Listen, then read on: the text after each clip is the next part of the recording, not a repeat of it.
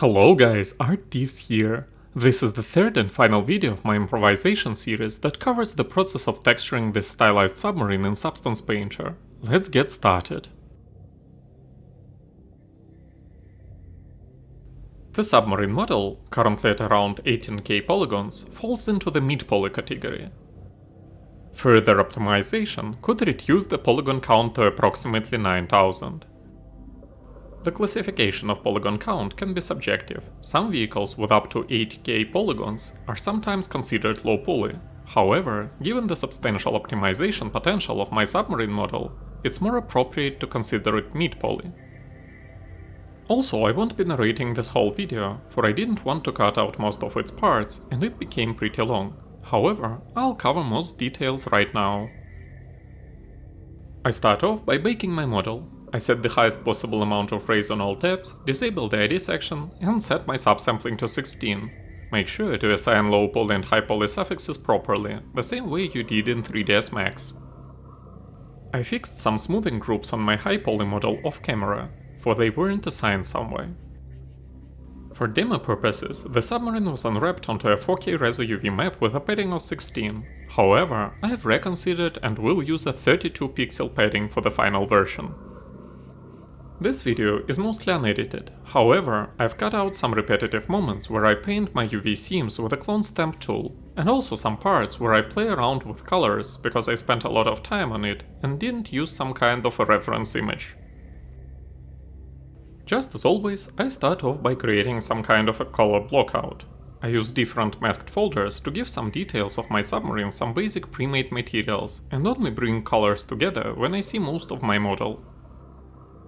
The submarine's hull consists of 3 versions of modified steel-painted scrape dirty preset smart material that have different colors. I experiment with their colors and smart masks applied to them till I'm satisfied with the overall structure. As I've told previously, we can adjust their colors at any time. Make sure to alter your environment settings and light maps now and then to see how your model performs in different conditions. Obviously, rotating environment now and then is also a great idea. I also apply a general steel-painted scrape dirty smart material to the hull, so that I know I didn't miss any parts when unmasking some materials. The grey metal used for various frames and caps was also created as a modified version of a steel-painted scrape dirty smart material. Same refers to some darker metal elements.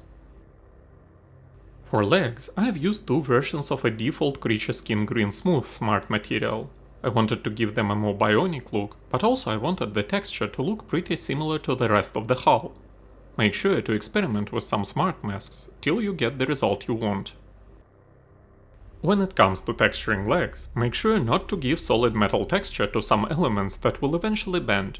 This is why I've used the same organic material for those joint connector elements.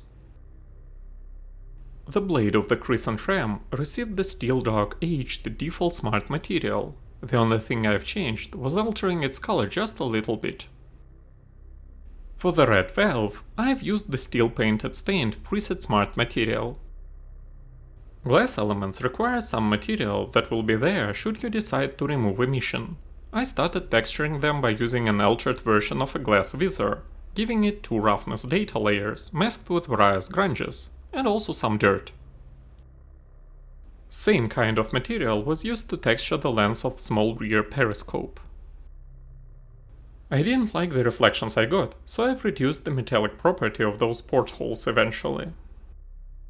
Next I moved to the texture set settings menu and enabled the emission channel there. For glowing elements, I have used the preset plastic dusty smart material, giving each of its layers a corresponding emission value and color. Obviously you want to give your dust and dirt some kind of a dark emission for them to block your proper emission. All UV seams are covered by using the paint layer with all of its blending options set to pass through, and also by using the clone stamp tool. I've edited out most boring parts of the video where I paint something over UV seams. And this is it. I'll stop narrating at this point and leave you to watch the rest of the video. Thanks for watching, guys. If my videos are of use to you, be my guest and subscribe to my channel for more stylized content. And most importantly, have a great day.